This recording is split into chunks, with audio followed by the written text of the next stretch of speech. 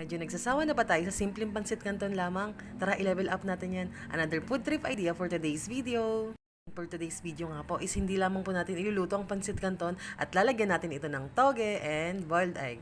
Ang perfect ng pagkakaluto ng itlog, no? Yan ang perfect na ilagay sa ating pansit canton. So tara, start na tayo magluto. Una nga po, ilaga lamang po natin ang ating itlog.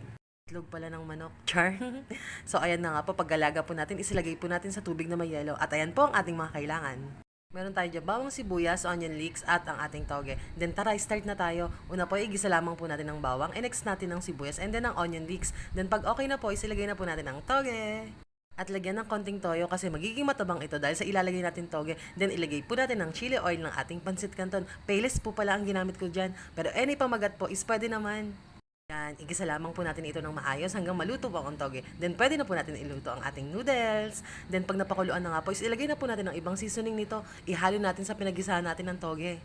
Actually guys, ngayon lang po ako nag-try ng payless na pansit canton at super perfect pala nito lagyan ng ating toge.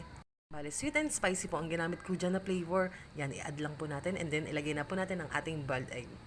Ihalo lamang natin ito dahil mas magiging masarap po ang pansit canton pag humalo po ang kulay pula nito.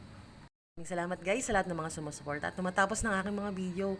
So ayan, babawi na tayo ngayon at nagbabalik na tayo ngayon.